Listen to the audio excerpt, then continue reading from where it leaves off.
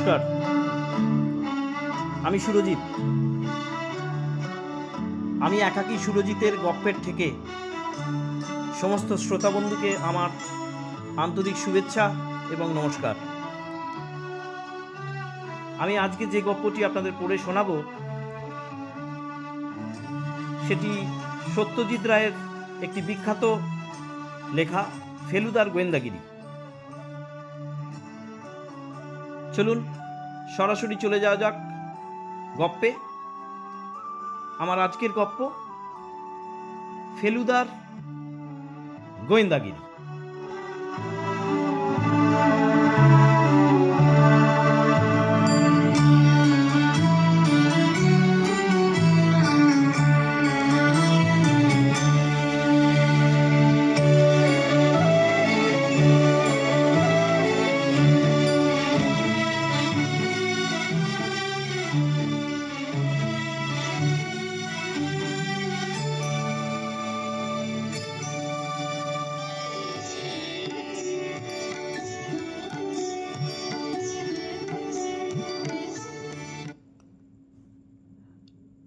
রাজেনবাবুকে রোজ বিকেলে ম্যালে আসতে দেখি।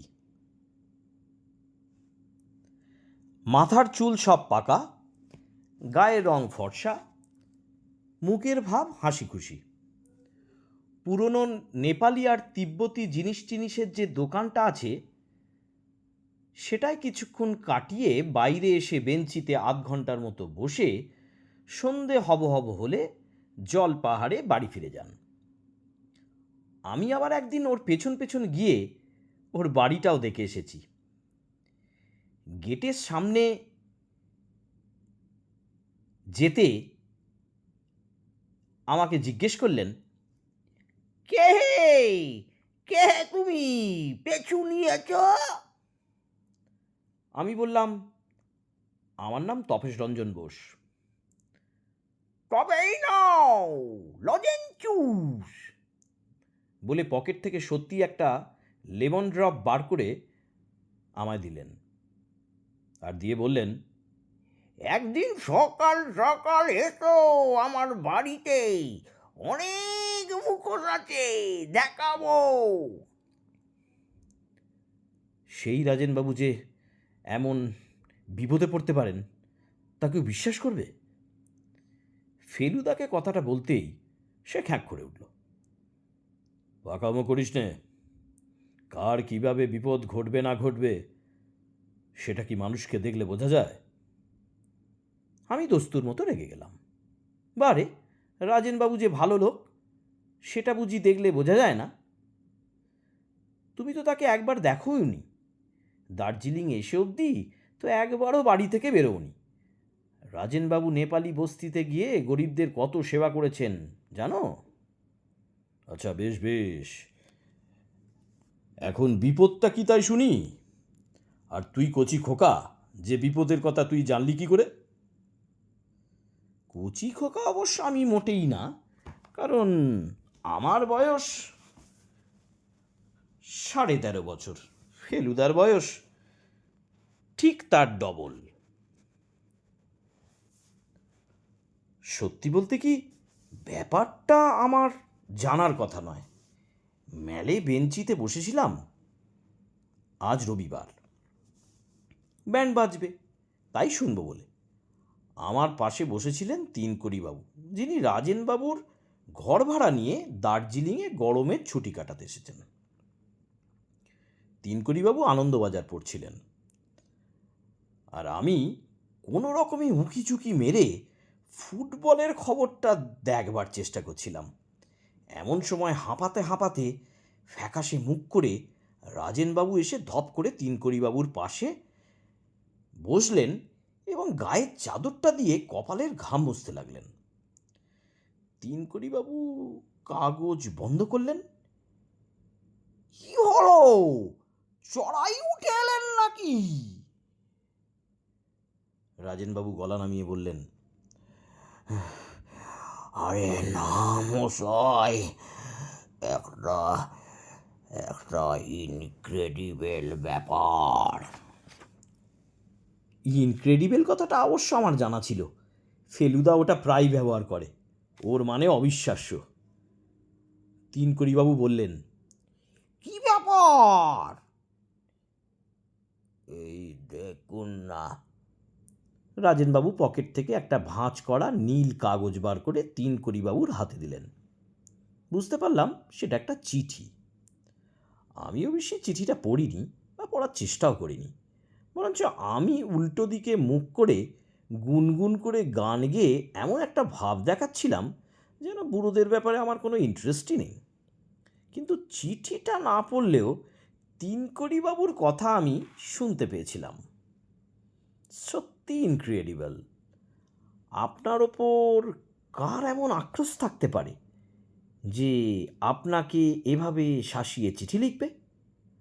রাজেনবাবু বললেন, আমি তো ভাবছি, সত্যি বলতে কি, কোনোদিন কারো অনিষ্ট করেছি বলে তো মনে পড়ে না। তিনকড়িবাবু এবার রাজেনবাবুর দিকে ঝুঁকে ফিসফিস করে বললেন, হাটের মাঝখানে এসব ডিসকাস করা নাই করাই ভালো। বাড়ি চলুন। দুই বুড়ো উঠে পড়লেন। ফেলুদা ঘটনাটা শুনে কিছুক্ষণ ভুরু কুঁচকে গুম হয়ে বসে রইল। তারপর বলল, তুই তাহলে বলছিস যে একবার তলিয়ে দেখা যেতে পারে?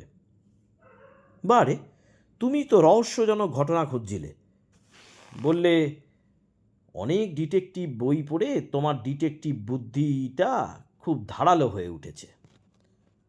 তা তো বটেই। এই ধর, আমি তো আজ মেলে যাইনি, তবু বলে দিতে পারি তুই কোন দিকে বসেছিলিস। কোন দিক? রাধা রেস্টুরেন্টের ডান পাশের বেঞ্চগুলোর একটাতে। আরে বাস, কি করে বুঝলে? আজ বিকেলে রোদ ছিল, তোর বাঁ গালটা রোদে ঝলসেছে, ডান ধারেরটা ঝলসায়নি। একমাত্র ওই বেঞ্চিগুলোতে একটাতেই বসলে পশ্চিমের রোদটা বাঁ গালে পড়ে। ইনক্রেডিবল। জাগে, এখন কথা হচ্ছে রাজেন মজুমদারের বাড়িতে একবার যাওয়া দরকার।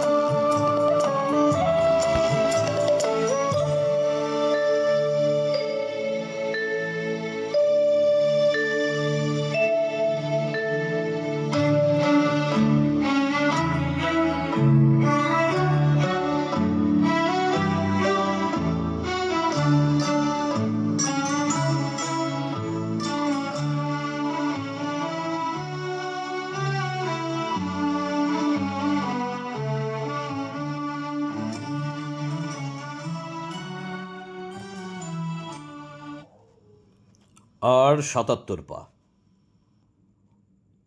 আর যদি না হয়?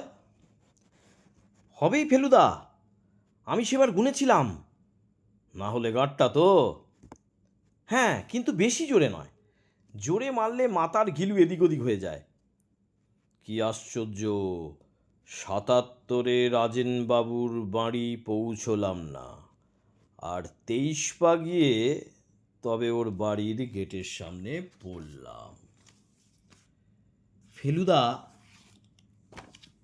ছোট্ট করে একটা গাঁটটা মেরে বলল, আগের বার ফেরার সময় শুনেছিলি না আসার সময়? ফেরার সময়? ইডিয়েট, ফেরার সময় তো ঢালে নামতে হয়। তুই নিশ্চয়ই ধাই ধাই করে ইয়া বাড়া বাড়া স্টেপস ফেলছিলি। তা হবে, নিশ্চয়ই তাই। আর তাই স্টেপস সেবার কম হয়েছিল, এবার বেশি হয়েছে। জোয়ান বয়সে ঢালে নামতে মানুষ বড় বড় পা ফেলে দৌড়নোর মতো, আর বুড়ো হলে ঢালুর বেলা ব্রেক কষে কষে ছোট ছোট পা ফেলতে হয়, তা না হলে মুখ থুবড়ে পড়ে। কাছাকাছি কোনো বাড়ি থেকে রেডিওর গান শোনা যাচ্ছে। ফেলুদা এগিয়ে কলিং বেল টিপল।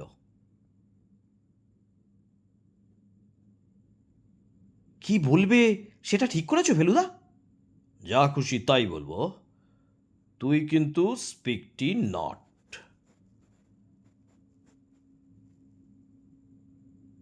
কিছু জিজ্ঞেস করলো না? Shot up! একটা নেপালি চাকর এসে দরজা খুলে দিল।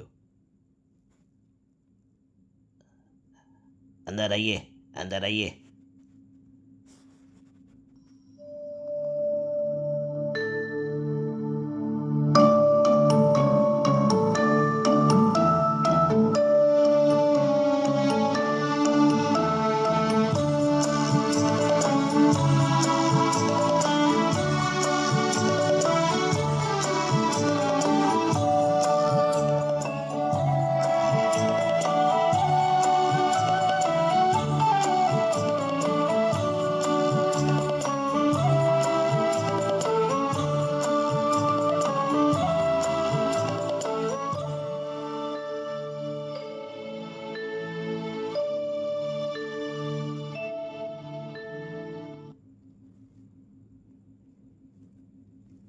বৈঠকখানায় ঢুকলাম।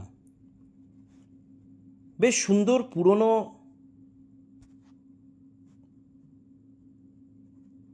প্যাটার্নের কাঠের বাড়ি। শুনেছি রাজেনবাবু 10 বছর হলো রিটায়ার করে দার্জিলিংয়ে আছেন। কলকাতায় বেশ নামকরা উকিল ছিলেন। চেয়ার টেবিল যা আছে ঘরে সব বেতের। যেটা সবচেয়ে বেশি চোখে পড়ে সেটা হচ্ছে চারিদিকে দেওয়ালে টাঙানো সব অদ্ভুত দাঁত খিচুনো চোখ রাঙানো মুখোশের শাড়ি, আর কাছে পুরনো ঢাল, তলোয়ার, ভোজালি, থালা, ফুলদানি, এইসব। কাপড়ের উপর রং করা বুদ্ধের ছবিও আছে। কত পুরনো কে জানে, কিন্তু তাতে যে সোনালি রংটা আছে সেটা এখনো ঝলমল করছে। আমরা দুজনে দুটো বেতের চেয়ারে বসলাম।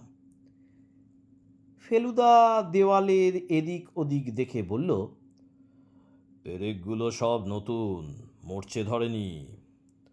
ভদ্রলোকের প্রাচীন জিনিসের শখটা বোধহয় বেশি প্রাচীন নয়।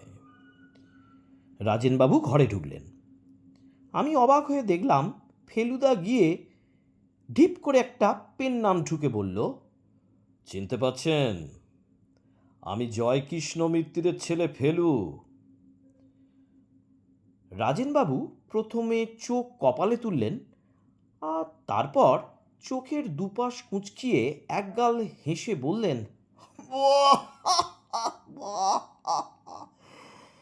কত হয়েছ তুমি, কবে এলে এখানে? বাড়ি সব ভালো? বাবা এসেছেন? ফেলুদা জবাব দিচ্ছে, আর আমি মনে মনে বলছি, কি অন্যায়! এত কথা বলা হলো আর ফেলুদা একবারও বলল না যে রাজেনবাবুকে চেনে। এবার ফেলুদা আমার পরিচয়টাও দিয়ে দিল।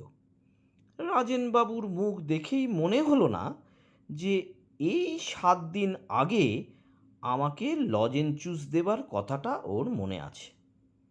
ফেলুদা এবার বলল, আপনার খুব প্রাচীন জিনিসের শখ দেখছি।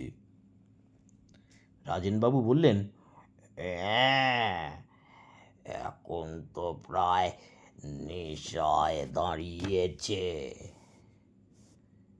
কদিনের ব্যাপার?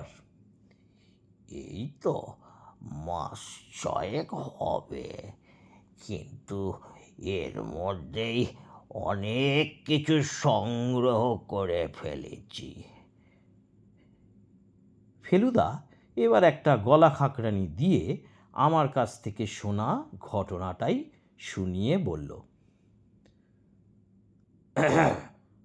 আপনি আমার বাবার মামলার ব্যাপারে যেভাবে সাহায্য করেছিলেন, তার প্রতিদানে আপনার এই বিপদে যদি কিছু করতে পারি।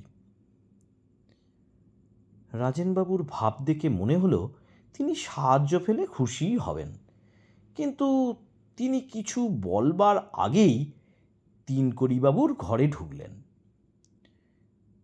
তার হাঁপানোর বহর দেখে মনে হচ্ছে বোধহয় বেরিয়ে ফিরলেন।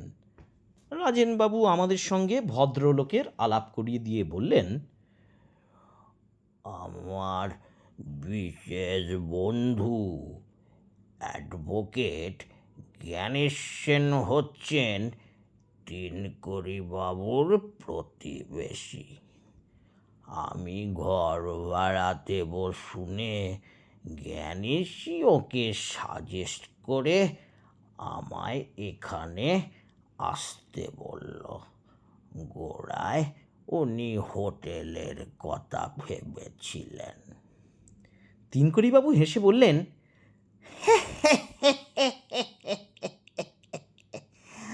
আমার ভয় ছিল আমার এই চুরুটের বাতিকটা নিয়ে।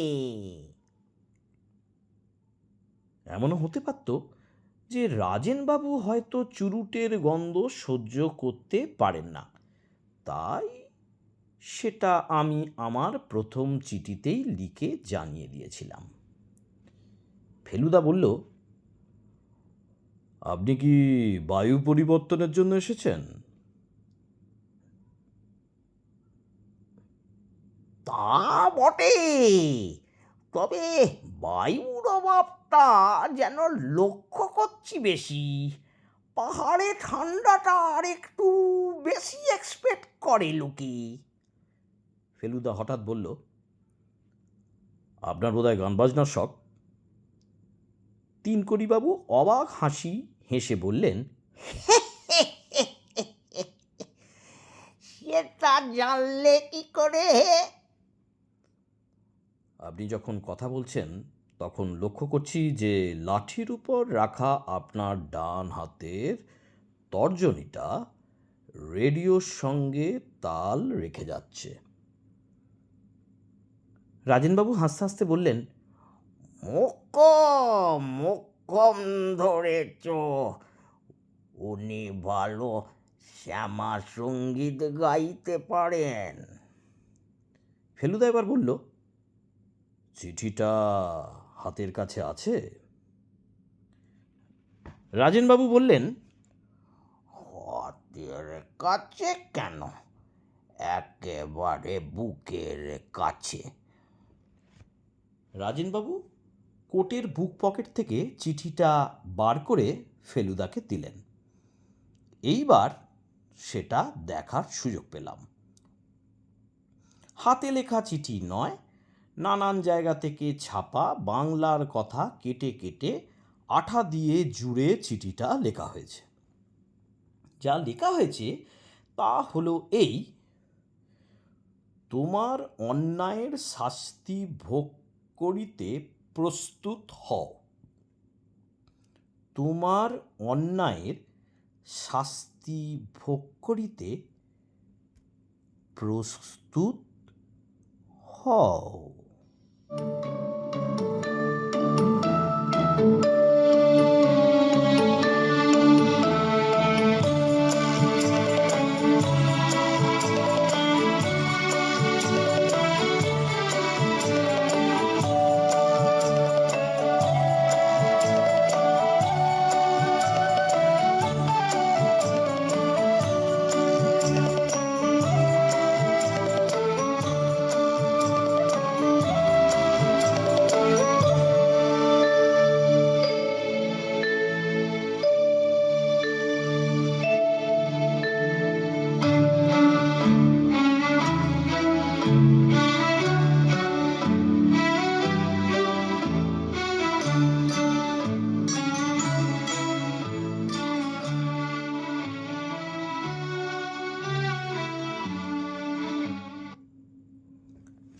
ফেলুদা বলল, এ চিঠি কি ডাকে এসেছে?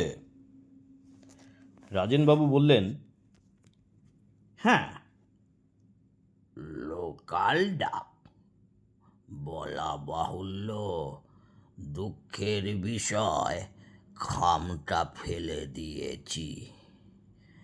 দার্জিলিংয়েরই পোস্টমার্ক ছিল, ঠিকানাটা ছাপা বাংলা কথা, কেটে কেটে লেখা। আপনার কি কাউকে সন্দেহ হয়? ফেলুদা বলল। কি আর বলবো বলো, কোনো দিন কারো প্রতি কোনো অন্যায় বা অবিচার করেছি বলে তো মনে পড়ে না। আপনার বাড়িতে যাতায়াত করেন এমন কয়েকজনের নাম করতে পারেন? খুব সহজ, আমি লোকজনের সঙ্গে মিশি কম। ডাক্তার ফণি মিত্তির আসেন অসুখ বিসুখ হলে।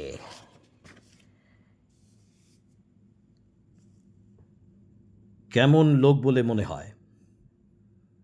ডাক্তার হিসেবে অবশ্যই খুবই সাধারণ স্তরের, তবে তাতে আমার এসে যায় না, কারণ আমার ব্যায়ামও সাধারণ। সর্দি জ্বর ছাড়া আর কিছুই হয়নি দার্জিলিংয়ে অবধি, তাই ভালো ডাক্তারের প্রয়োজন হয় না। চিকিৎসা করে পয়সা নেয়? তা নাই বই কি, কারণ আমার তো পয়সার অভাব নেই। মিথ্যে অব্লিগেশন, তাতে কেন যাব বলো? আর আর কে আসেন? সম্প্রতি মিস্টার ঘোষাল বলে এক ভদ্রলোক যাতায়াত। এই দেখো। দরজার দিকে ফিরে দেখি একটা ফর্সা মাঝারি হাইটের স্যুট পরা ভদ্রলোক হাসি মুখে ঘরে ঢুকছেন। আমার নাম শুনলাম বলে মনে হলো যেন। রাজেনবাবু বললেন, এই মাত্র নাম করা হয়েছে। আপনার আমার মতো পুরনো জিনিসের শখ, সেটাই এই ছেলেটাকে বলতে যাচ্ছিলুম। আপনার সঙ্গে আলাপ করিয়ে দিই। নমস্কারের পর মিস্টার ঘোষাল, পুরো নাম অবনীমোহন ঘোষাল, রাজেনবাবুকে বললেন, আপনাকে আজ দোকানে দেখলুম না, তাই একবার ভাবলুম খোঁজ নিয়ে যাই। রাজেনবাবু বললেন, না, আজ শরীরটা ভালো ছিল না। বুঝলাম রাজেনবাবুর চিঠিটার কথা মিস্টার ঘোষাল, এবং আসলে মিস্টার ঘোষালকে বলতে চান না। ফেলুদা মিস্টার ঘোষাল আসার সঙ্গে সঙ্গেই চিঠিটা হাতের তেলোর মধ্যে লুকিয়ে ফেলেছে। ঘোষাল বললেন, আপনি তো ব্যস্ত থাকলে আজ বরং আসলে আপনার ওই তিব্বতী ঘণ্টাটা একবার দেখার ইচ্ছে ছিল। রাজেনবাবু বললেন, সে তো খুব সহজ ব্যাপার, হাতের কাছেই আছে। ফেলুদা ঘোষালকে জিজ্ঞেস করল, আপনি কি এখানেই থাকেন?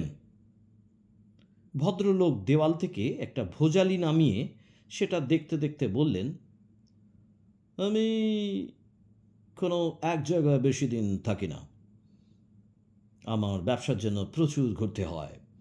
আমি আমি কিউরিও সংগ্রহ করি।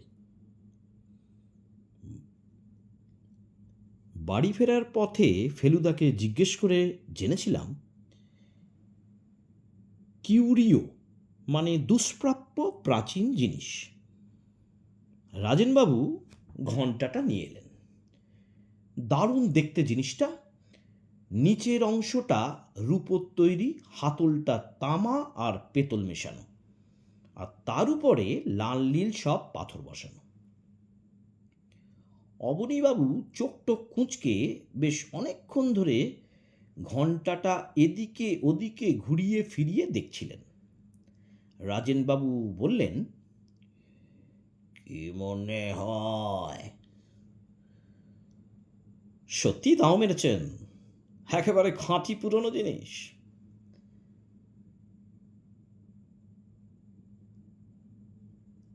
আপনি বললে আমার আর কোনো সন্দেহই থাকে না।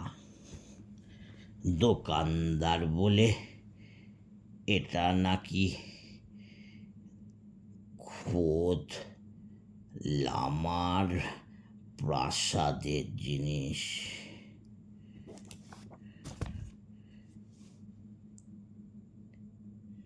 কিছুই আশ্চর্য না।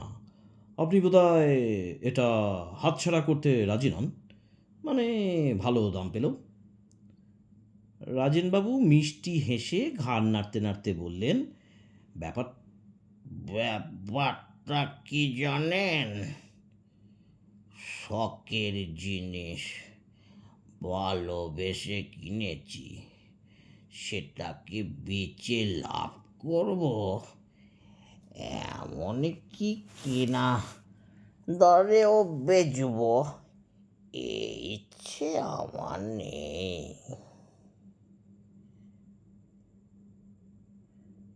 অবনীবাবু ঘণ্টাটা ফিরিয়ে নিয়ে বললেন, আসি, কাল আশা করি বেরোতে পারবেন একবার। রাজেনবাবু বললেন, ইচ্ছে তো আছে। অবনীবাবু বেরিয়ে যাওয়ার পর ফেলুদা রাজেনবাবুকে বলল, কটা দিন একটু না বেরিয়ে টেরিয়ে সাবধানে থাকা উচিত নয় কি? সেইটা বোধহয় ঠিক, কিন্তু মুশকিল কি জানো, সেই চিঠির ব্যাপারটা এতই অবিশ্বাস্য যে এটাকে ঠিক যেন সিরিয়াসলি নিতে পারছি না। মনে হচ্ছে এটা যেন একটা ঠাট্টা, যাকে বলে প্র্যাকটিক্যাল জোক। যতদিন না সেটা সম্বন্ধে ডেফিনেট হওয়া যাচ্ছে ততদিন বাড়িতেই থাকুন না। আপনার নেপালি চাকরটা কতদিনের? একেবারে গোড়া থেকে আছে, কমপ্লিটলি রিলায়েবল। ফেলুদা এবার তিনকড়ি বাবুর দিকে ফিরে বলল, আপনি কি বেশিরভাগ সময় বাড়িতেই থাকেন? সকাল বিকেল ঘন্টা খানেক একটু এদিক ওদিক ঘুরে আসি আর কি। কিন্তু বিপদ যদি ঘটেই, আমি বুড়ো মানুষ, খুব বেশি কিছু বলতে পারি কি? আমার বয়স হলো 64, রাজেন বাবুর চেয়ে 1 বছর কম। রাজেনবাবু বললেন, উনি চেঞ্জে এসেছেন।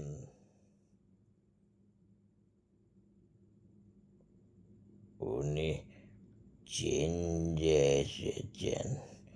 ওকে আর বাড়িতে বন্দি করে রাখার ফন্দি কেন করছো তোমরা? আমি থাকবো, আমার চাকর থাকবে, এই যথেষ্ট। তোমরা চাও তো দুবেলা খোঁজ খবর নিয়ে ঘুরে যেও। বেশ, তাই হবে। ফেলুদার দেখা দেখি আমিও উঠে পড়লাম। আমরা যেখানে বসেছিলাম তার উল্টো দিকেই একটা ফায়ারপ্লেস। ফায়ারপ্লেসের উপরেই একটা তাক, আর সেই তাকের উপরে 3টে ফ্রেমে বাঁধানো ছবি। ফেলুদা ছবিগুলোর দিকে এগিয়ে গেল। প্রথম ছবিটা দেখিয়ে রাজেনবাবু বললেন, ইনি আমার স্ত্রী। বিয়ের 4 বছরের মধ্যেই মারা গিয়েছিলেন। দ্বিতীয় ছবি,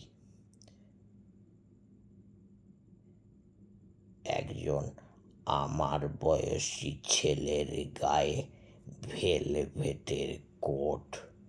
ফেলুদা জিজ্ঞেস করলো, এটিকে? রাজেনবাবু হো হো করে হেসে বললেন,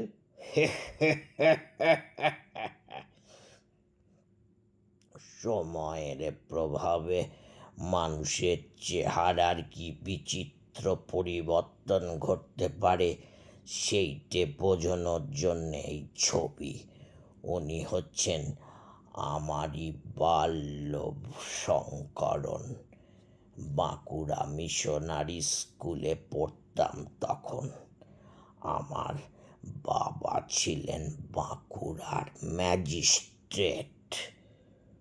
সত্যি ভারী ফুটফুটে চেহারা ছিল রাজেনবাবুর ছেলে বয়সে। অবশ্যই ছবি দেখে ভুলো না, দুরন্ত বলে ভারী বদনাম ছিল আমার। শুধু শুধু যে মাস্টারদের জ্বালিয়েছি তা নয়, ছাত্রদেরও।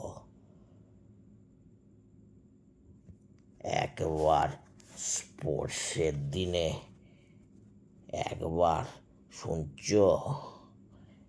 একবার স্পোর্টসের দিনে 100 ইয়ার্সে আমার বেস্ট রানারকে কাত করে দিয়েছিলুম ল্যাং মেরে। তৃতীয় ছবিটা ফেলুদার বয়সী একজন ছেলের। রাজেনবাবু বললেন, সেটা তার একমাত্র ছেলে প্রবীরের। উনি এখন কোথায়? রাজেনবাবু গলা খাঁকড়িয়ে বললেন, জানি না ঠিক। বহুকাল দেশ ছাড়া, প্রায় 16 ইয়ার্স। আপনার সঙ্গে চিঠি লেখালেখি নেই? না। ফেলুদা দরজার দিকে এগোতে এগোতে বলল, ভারী ইন্টারেস্টিং কেস। আমি মনে মনে বললাম, ফেলুদা একেবারে বইয়ের ডিটেকটিভের মতোই কথা বলছে। বাইরেটা ছমছমে অন্ধকার হয়ে এসেছে। জলপাহাড়ের গায়ের বাড়িগুলোতে বাতি জ্বলে উঠেছে। পাহাড়ের নিচের দিকে চেয়ে দেখলাম রঙ্গিত উপত্যকা থেকে কুয়াশার ওপর কুয়াশা, কুয়াশার ওপর কুয়াশা ওপর দিকে উঠছে। রাজেনবাবু আর তিনকড়িবাবু আমাদের সঙ্গে গেট অবধি এলেন।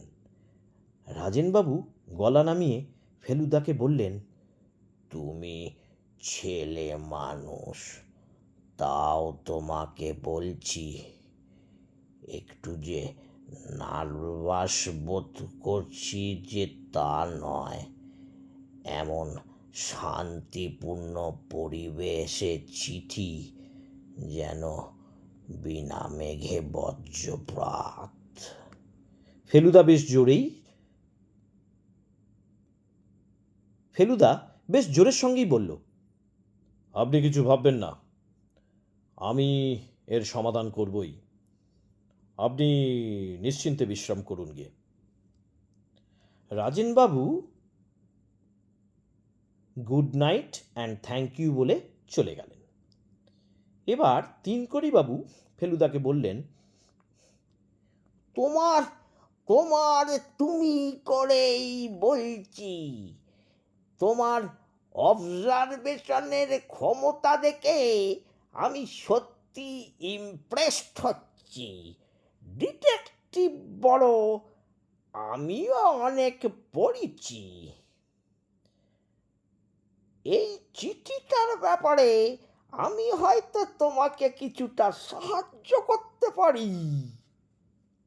তাই নাকি? এই যে টুকরো টুকরো ছাপা কথা কেটে চিঠিটা লেখা হয়েছে, এর থেকে কি বুঝলে বলো তো? ফেলুদা কয়েক সেকেন্ড ভেবে বলল, 1 নম্বর, কথাগুলো কাটা হয়েছে খুব সম্ভব ব্লেড দিয়ে, কাঁচি দিয়ে নয়। Very good.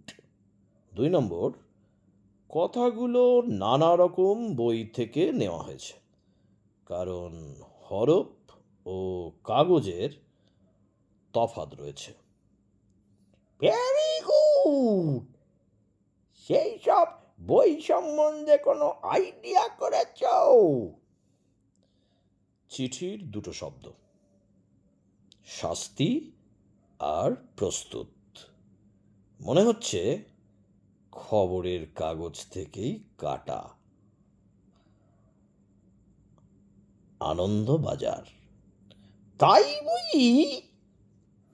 ইয়েস, ওই টাইপটা আনন্দবাজারেই ব্যবহার হয়, অন্য বাংলার কাগজে নয়। আর অন্য কথাগুলো কোনোটাই পুরনো বই থেকে নেওয়া হয়নি, কারণ যে হরফে এগুলো ছাপা সেটা হচ্ছে মাত্র 15-20 বছর, আর যে আঠা দিয়ে আটকানো হয়েছে সেটা সম্বন্ধে কোনো ধারণা? সত্যি তো, যে আটটা দিয়ে আটকানো হয়েছে সেটার সম্বন্ধে কোনো ধারণা করেছ? গন্ধটা গ্রিপেক্স আঠার মতো। চমৎকার ধরেছ। কিন্তু আপনি তো ধরার ব্যাপারে কম জান না দেখছি। তিনকড়িবাবু হেসে বললেন, হে হে হে হে হে। কিন্তু তোমার বয়সে আমি ডিটেকটিভ কথাটার মানে জানতুম কিনা সন্দেহ। বাড়ি ফেরার পথে ফেলুদা বলল, রাজেনবাবুর মিস্ট্রি সলভ করতে পারবো কি না জানি না, কিন্তু সেই সূত্রে তিনকড়িবাবুর সঙ্গে আলাপটা বেশ ফাউ পাওয়া গেল। আমি বললাম, তাহলে উনি ব্যাপারটা তদন্ত করুক না, তুমি আর মিথ্যে মাথা ঘামাচ্ছ কেন? আহা, বাংলা হরফে ব্যাপারটা জানা আছে বলে কি সবই জানবেন নাকি? ফেলুদা কথাটা শুনে ভালোই লাগলো। ওর মতো বুদ্ধি আশা করি তিনকড়িবাবুর নেই। মাঝে মাঝে ফোড়ন দিলে আপত্তি নেই, কিন্তু আসলে কাজটা যেন ফেলুদাই করে। কাকে অপরাধী বলে মনে হচ্ছে ফেলুদা? অপরাধী। কথাটার মাঝখানে ফেলুদা থেমে গেল। তার দৃষ্টি দেখলাম একজন লোককে ফলো করে পিছন দিকে ঘুরছে। লোকটাকে লোকটাকে লোকটাকে দেখলি?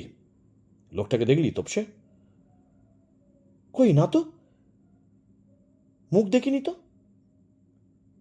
ল্যাম্পের আলোটা পড়লো আর ঠিক মনে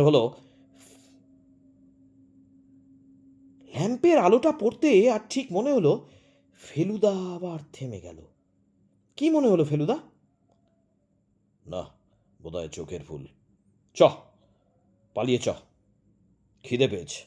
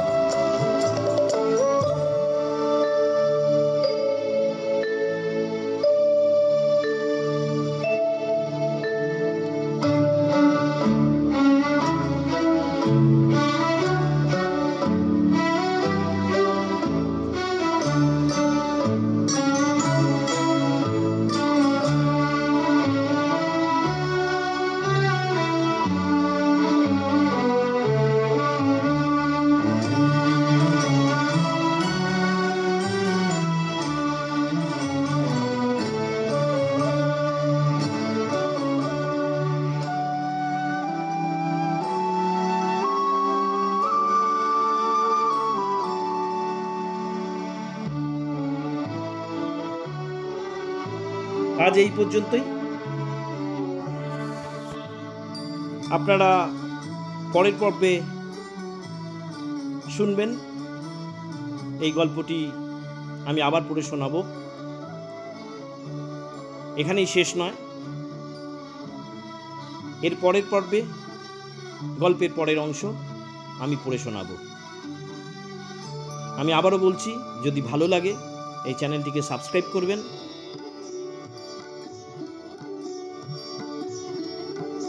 আমার এইটুকুই অনুরোধ।